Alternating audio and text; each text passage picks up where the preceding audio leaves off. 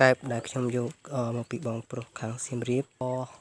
ពាក់ព័ន្ធជាមួយនឹងការចិញ្ចឹមកែបថ្ងៃនេះផងដែរខ្ញុំនឹងមកថតពីកូនកង្កែបរបស់ខ្ញុំតែខ្មងកូនមកពីខាងបងប្រុសម្នាក់គាត់នៅខាងសៀមរាប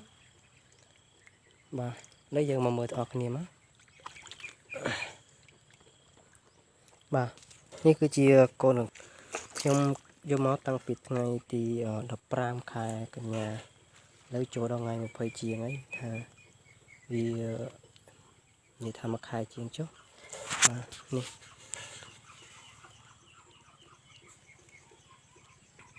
ចំនួនដែលខ្ញុំយកមកពីគាត់ហ្នឹងកាលនោះគឺ500ក្បាលបងប្អូនបាទនេះគឺជាកង្កែបសាច់របស់ខ្ញុំហើយខ្ញុំអត់ទាន់បានលក់ទេព្រោះខ្ញុំទុកសម្រាប់ធ្វើម្ហូបញ៉ាំក្នុងគ្រួសារអត់ទាន់បានត្រៀមឋានជំលក់ទេព្រោះនេះគឺជាលើកដំបូងរបស់ខ្ញុំនិយាយចំទៅគឺជាការសាក់លបង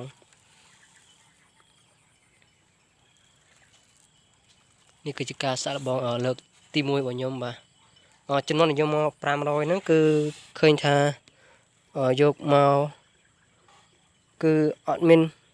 ងាប់អីទេងាប់តិចតួចបំផុតបាទនេះគឺកង្កែបសាច់របស់ខ្ញុំមួយប្រហែលជា2ខាំអីហ្នឹង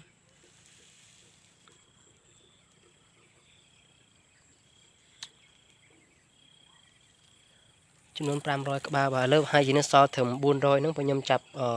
ធ្វើម្ហូបខ្លះហើយវាខូចខ្លះអីខ្លះ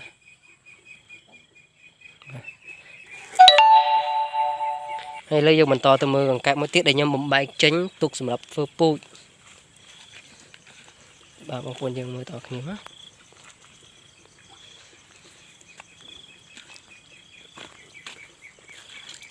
បាទនេះគឺជាកូនកង្កែបដែលខ្ញុំទុកធ្វើពូជបាទឥឡូវខ្ញុំអត់ទាន់បានជ្រើសរើសយកមកតង់ហើយនៅមកសល់មកតង់ទៀតយើងត្រូវជ្រើសរើសចេញមកបែងចែកវារើសវាមកតង់ទៀតដើម្បីកំណត់ថាមួយណាញីមួយណាឈ្មោះយើងដាក់ក្នុងតង់ផ្សេងទៀតប្រហែលជាអាចនឹងចូលដល់ពាក់កណ្ដាលខែ11ហ្នឹងខ្ញុំបំបែកចេញម្ដងទៀតបាទនេះមានញីមានឈ្មោះបាទក្នុងហ្នឹង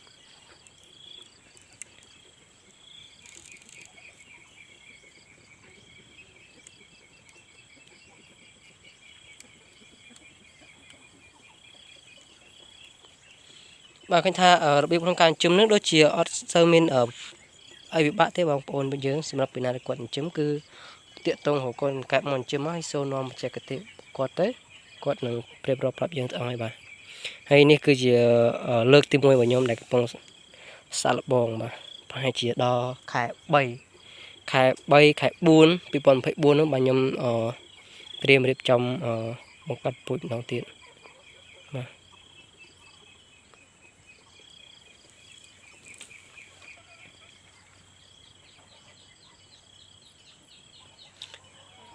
ទឹកទៀតហ្នឹងគឺយើងដូរទឹកហើយឥឡូវយើងតែមិនដូរទឹកទេឃើញចាស់ល្អមែនតើបាទ